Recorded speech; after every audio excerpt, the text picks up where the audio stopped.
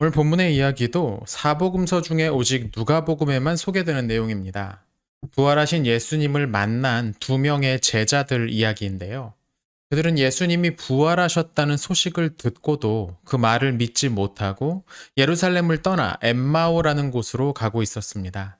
엠마오는 예루살렘에서 서쪽으로 10km 정도 떨어진 작은 마을이었습니다. 이 두 명은 누구였을까요? 본문에는 그 두 사람 중 한 명의 이름만 알려져 있고 나머지 한 명의 이름은 따로 적혀 있지 않습니다. 이들의 정체에 대해서는 13절에서 힌트를 얻을 수가 있습니다.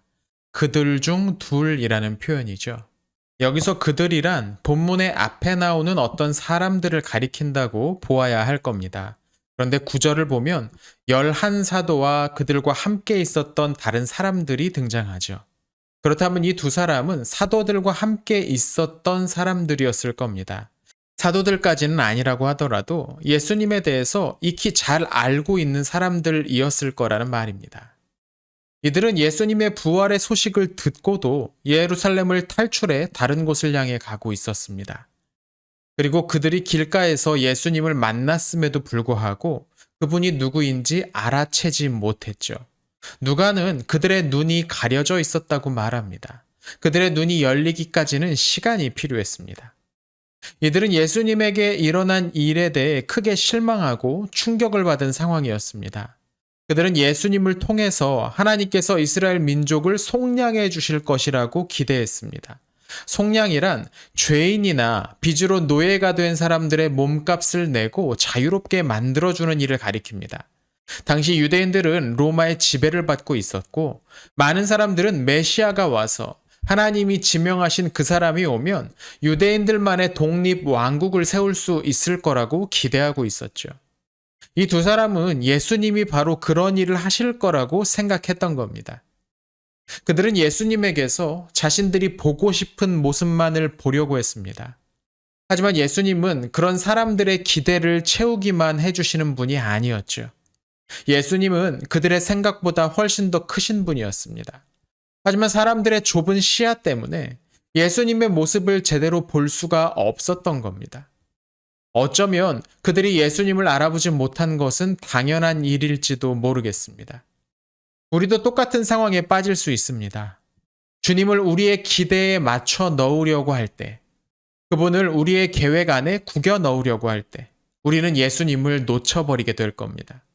그분은 우리의 시야에서 사라져 버릴 겁니다. 예수님을 보는 바른 방법은 우리의 선입관을 내려놓고 그분의 행동, 그분의 말씀을 주의 깊게 집중하면서 겸손하게 따라가는 것 뿐입니다. 이 두 제자들이 마침내 예수님을 알아본 것도 결국엔 예수님이 하시는 말씀에 귀를 기울이면서부터였습니다. 그들은 자신들의 앞에서 말씀하시는 분에게 대해 호기심이 생겼고 그분에게 자신들과 함께 조금 더 머물러 달라고 간청했죠.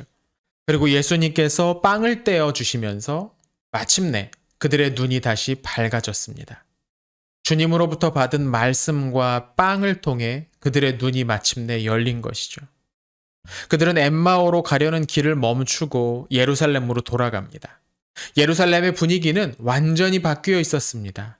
그들이 출발할 때 짙게 드리워졌던 슬픔과 허탈함은 이제 살아계신 예수님을 만난 기쁨과 기대로 완전히 바뀌었습니다. 돌아온 두 제자가 전했던 말은 여기에 또 하나의 기쁨을 더해 주었을 겁니다. 예수님을 만난 사람들끼리 모이면 그렇게 서로에게 힘과 기쁨이 되죠. 이번 한 주 예수님을 만날 수 있었으면 좋겠습니다.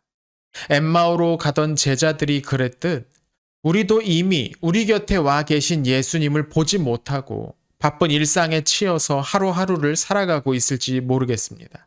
여러분 주님께 집중하십시오. 시간을 내어서 주님께 집중하십시오. 그러면 주님께서 우리의 눈을 열어주실 겁니다. 하나님이 여러분에게 기쁨을 더해주시는 한 주가 되기를 축원합니다.